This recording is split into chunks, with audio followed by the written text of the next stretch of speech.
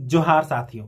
महात्मा गांधी जी ने कभी कहा था कि राजनीति से धर्म को अलग नहीं किया जा सकता, लेकिन झारखंड की राजनीति के संदर्भ में यह कथन थोड़ा अधूरा जान पड़ता है, क्योंकि झारखंड की राजनीति से कभी भी 1932 और स्थानीयता का भी मुद्दा समाप्त नहीं किया जा सकता।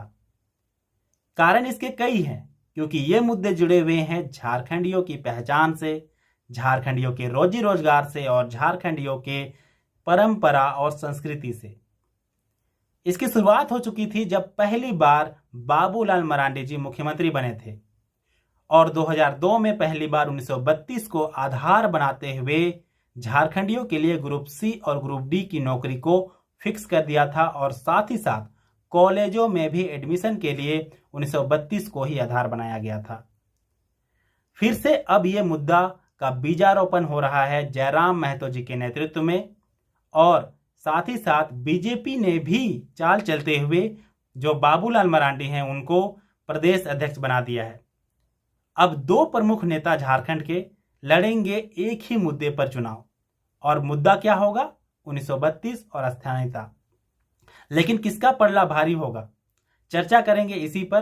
तो आइए वीडियो को शुरू करते हैं। मेरा नाम है सूरज महतो और आप देख रहे हैं झारखंड ओपिनियन बाय सूरज महतो। ये बिल्कुल एक नया इनिशिएटिव है पॉलिटिकल अवेयरनेस झारखंड में बढ़ाने के लिए, ताकि आप सभी लोग झारखंड की राजनीति से भली भांति परिचित हो सके। आइए वीडियो को शुरू करते हैं और देखते हैं सबसे पहले बाबूलाल मरांडी जी के बारे में।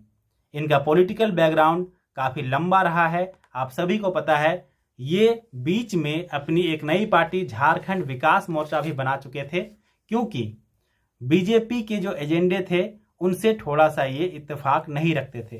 खैर, ये फिर से बीजेपी में ही आ गए और अब ये बन चुके हैं बीजेपी के प्रदेश अध्यक्ष।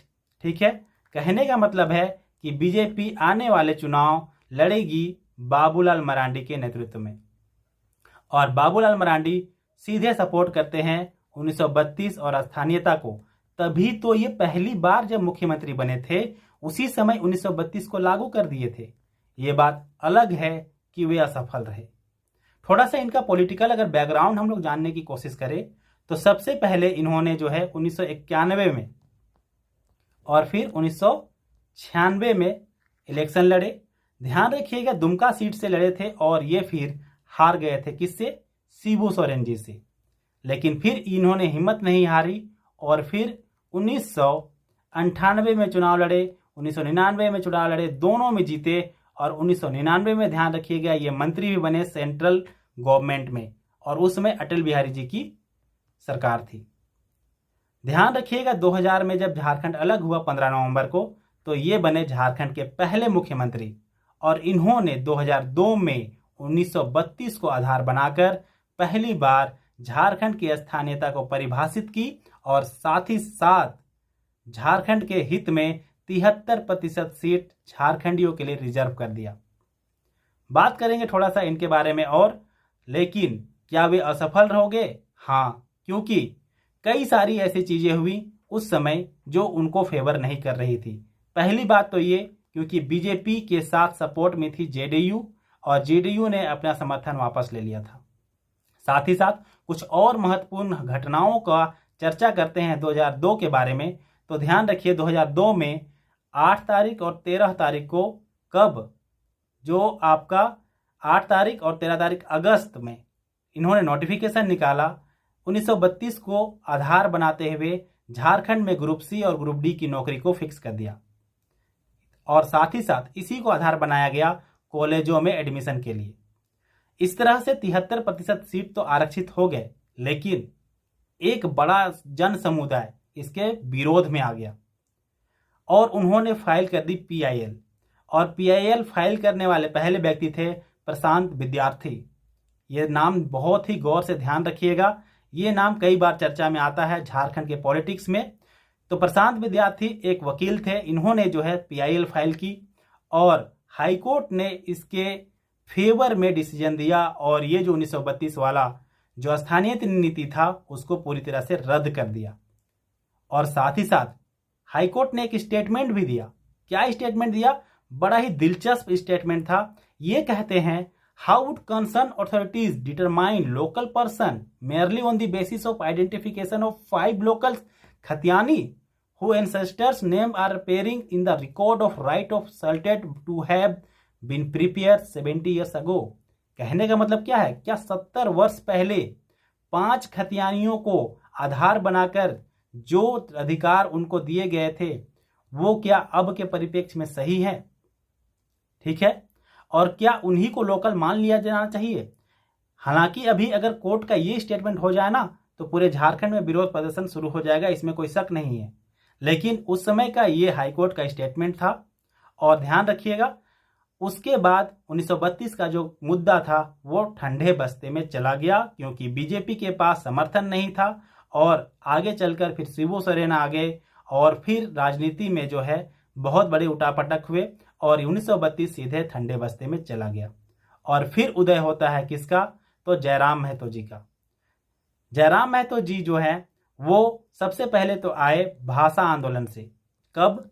जब जेएसएससी ने क्षेत्रीय भाषा की लिस्ट में भोजपुरी और मगही को बोकारो और धनबाद में एनलिस्ट कर दिया। मतलब कि बोकारो और धनबाद की क्षेत्रीय भाषा के रूप में भोजपुरी और किसको? तो ध्यान रखिएगा भोजपुरी और मगही को क्षेत्रीय भाषा के रूप में दर्जा दे दिया। और फिर वहां पर से जयराम महतो जी का विरोध प्रदर्शन शुरू हुआ और तब उन्होंने जो है भाषा और साथ ही साथ स्थानीयता 1932 का और उसी को मुद्दा बनाकर आगे इन्होंने अपनी जो पॉलिटिकल पार्टी है वो भी बनाई है और अब ये पूरी तरह से 1932 के मुद्दे पर ही जो है चुनाव लड़ने वाले हैं। तो इस तरीके से आप लोगों ने देखा कि दो व्यक्ति एक ही मुद्दे पर आने वाले चुनाव को कैसे लड़ेंगे। लेकिन ध्यान रखिए 1932 एक छोटा मोटा मुद्दा तो है नहीं, ठीक है। 1932 एक बहुत ही बड़ा मुद्दा है। हम सभी देख चुके हैं कि हाईकोर्ट इसे रिजेक्ट कर चुकी है क्योंकि इसे सही तरीके से लागू नहीं किया गया था। अब देखिए अभी जो मौजूदा ड्राफ्ट हेमंत सोरेन जी के द्वारा भेजी गई है उसमें जो ड्राफ्ट है उसे पास कराकर जो 9वीं अनुसूची है उसमें शामिल करने को कहा गया है। लेकिन इसका एक और उपाय ये हो सकता है कि अलग से प्रोविजन बनाकर झारखंडियों के लिए कल्चर, कस्टम और ट्रेडिशन के आधार पर जो सीटें हैं वो रिजर्व की जाएं।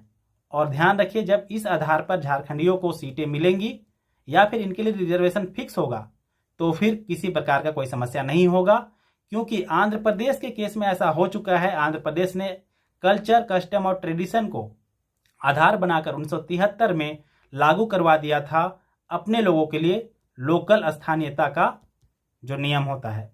और फिर अब जो है आंध्र प्रदेश लंबे समय से अपने जो लोकल लोग हैं उनको खुली छूट के साथ फेवर कर रहा है और उनको खुला छूट दे रखा है नौकरियों में ताकि आंध्र प्रदेश के लोकल लोगों का भला हो सके। तो झारखंड को भी ऐसा करना चाहिए।